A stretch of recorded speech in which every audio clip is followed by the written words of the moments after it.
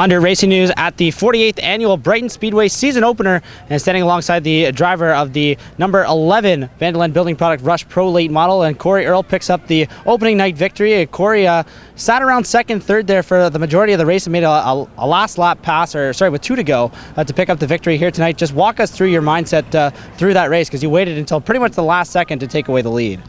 Well, the car was pretty good right off the hop.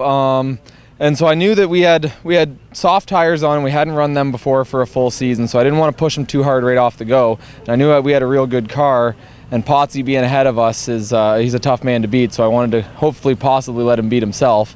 And then Baldwin came into the mix, and we had a pretty good battle going there for the three of us, but by the end of it, Potsy started just floating up a little bit higher. I managed to squeak underneath him, and then we had smooth sailing after that. And talk about what the racetrack was like tonight, because it looked as though a couple of drivers tried to make it stick at the top a little bit earlier on in the race, and then a couple towards the end, but it kind of just slicked off about midway through the race, and it seemed as though the majority of the grip was at the bottom. Definitely the majority was at the bottom. Both me and Baldwin had a decent run at the top. I could maintain up there. I wasn't really making any progress. We were much faster through 3 and 4. 1 and 2 was a bit of a struggle. The car just wanted to keep rotating. But down on the bottom, I just could not believe the bite that was left down there at the end of the night. I could drive it in harder and harder almost every lap. It would come in, it would rotate, it would stick, and I could just take right off. And I seemed to be able to pinch it down a little further down than most other guys, and that's how we took her home. Yeah, that's exactly how you made that pass with 2 to go. Is it seemed like you just drove that car in a little bit tighter into turn number 3, got a better run off of 4, and then kind of floated the car up maybe a little bit just to take away that lane coming off turn number 2 to complete the pass. Yeah, that's pretty much exactly it. I had noticed for the last couple laps we had been really getting our nose in underneath Potsy, but he was keeping it pretty tight to the bottom, so I didn't. It's the opening night. There's no point in starting to bang some tin, and I was hoping that he would just open up a door eventually. And with 2 to go, he slid up just enough coming out of 4 that I managed to pinch the car underneath him. There was a nice big brown streak through there. The car took right off, and by the time we got into 1 again, I could control the lane, and then we had it. You guys ran a bit of an outlaw schedule in 2014. You were here kind of on select dates and a handful of stops with the Go Nuclear Tour. What's the plans for Corey Earl in 2015? 2015, we're gonna focus here at Brighton. It's always been our home track. It's a track we do well at. We'll pick up the odd Go Nuclear race and the World of Outlaw race and some odds and sods here and there. Maybe go to Can-Am to pick up some extra rush points.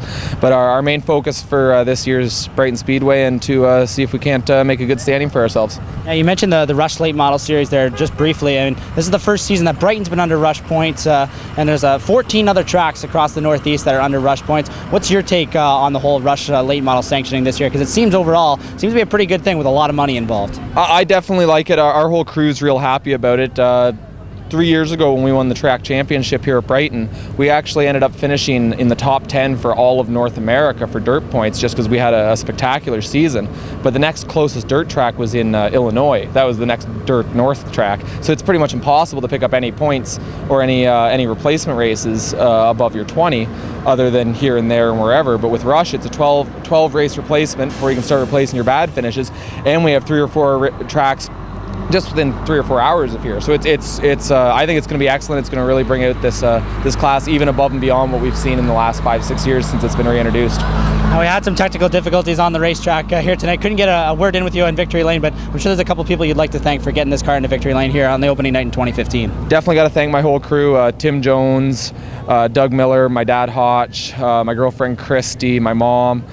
Basically, there's lots of people, and all my sponsors, the big ones being Hotch's Auto Parts, GNR Insulation, AFCO helps me in a big way, and we actually just picked up Lee's alternator and starter this year, which was nice because we did a little difference on our drive setups. They helped us out with some alternator work. Well, congratulations on the win here tonight, Corey, and best of luck to the rest of 2015. Thank you very much. Corey Earl wins the opening night for the Vanderland Building Products Rush Pro Late Models here at the Brighton Speedway. For Under Racing News, I'm Clayton Johns.